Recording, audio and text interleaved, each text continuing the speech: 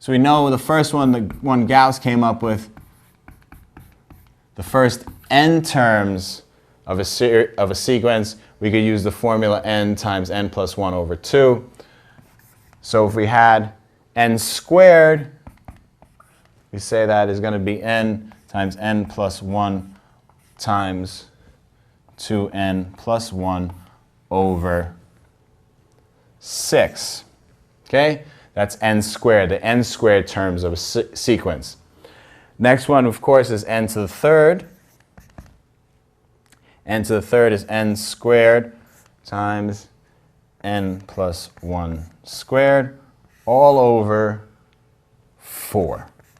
Okay? So these all could be proven with mathematical induction. We're not going to do that. If you want to try, go ahead.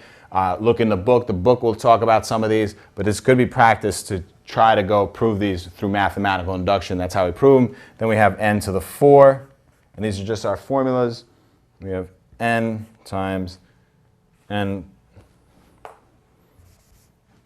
plus 1 times 2n plus 1 times 3n squared plus 2n minus 1 all over 12.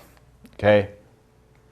And you want to keep these handy. I wouldn't say go out and memorize them, but you do want to keep these handy. Definitely know, I would know this one and this one. They probably come up the most. But, and then we're going to do N5 in a second. But keep these handy because when you're working out the stuff, you just want to look on your sheet and say, okay, all right, that's an N5 or N4. And N3, you pull out that formula.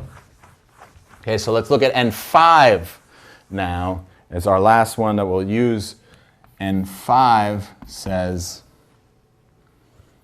n squared n plus 1 squared all times 2n squared plus 2n minus 1 all over 12. All over 12. Okay, so there is our, and we have n squared, n cubed, n4, n5. So formulas that we should know, and it's going to help us. You'll see what we're talking about here. So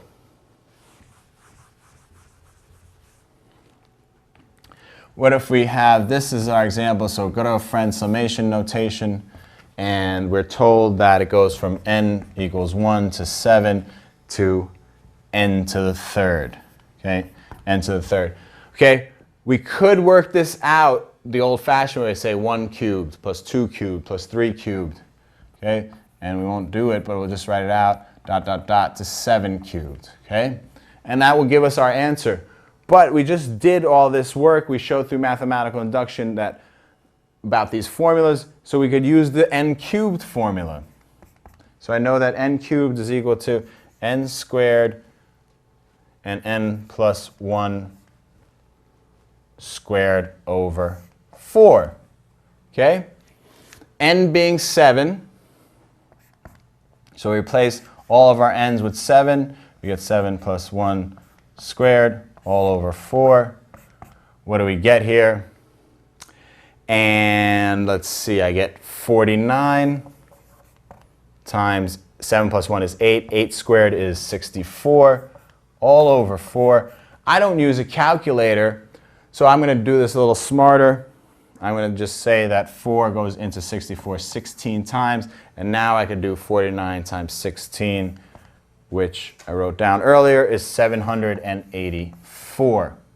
Okay? So we see the beauty of these formulas, why we bring them in with the summation notation.